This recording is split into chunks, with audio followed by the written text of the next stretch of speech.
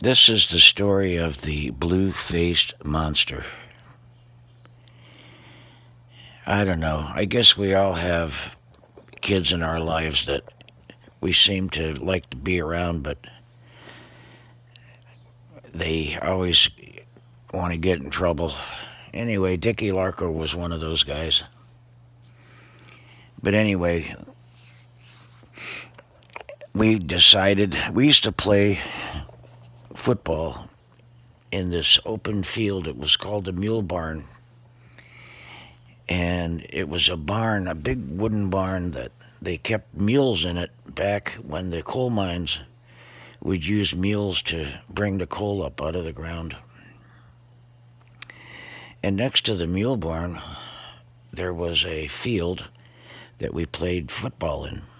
And then next to that, there was a big wooden door built into the side of the hill.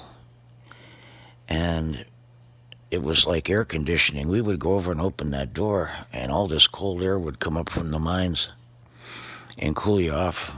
And then we'd go back and play again.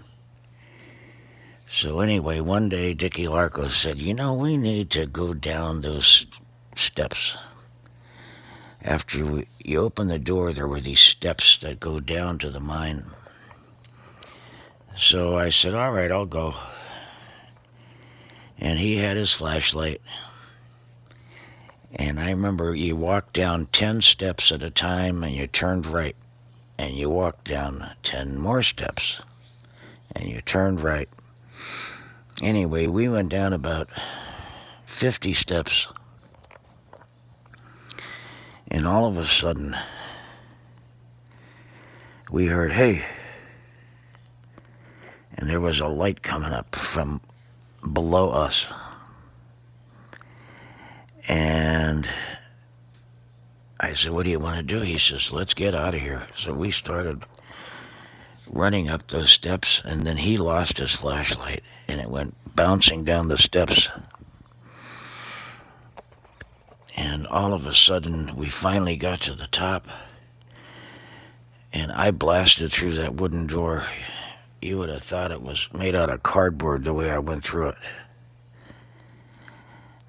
And we ran home.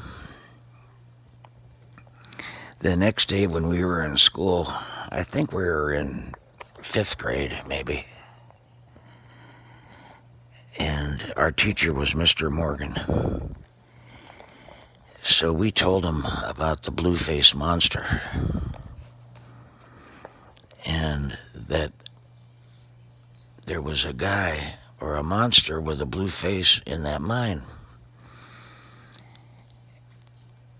And he started laughing at us, and he said, all right, at 3 o'clock, I want everybody to come over to the mule barn. So when school was out, we all went over to the mule barn. And he said, just stand here and wait. It's time for the people working in the mines to come out. Out comes this guy holding Dickie Larko's flashlight. And one side of his face was all blue, and the other side was normal. And our teacher told us his name, and he explained to us what happened to him in the mines.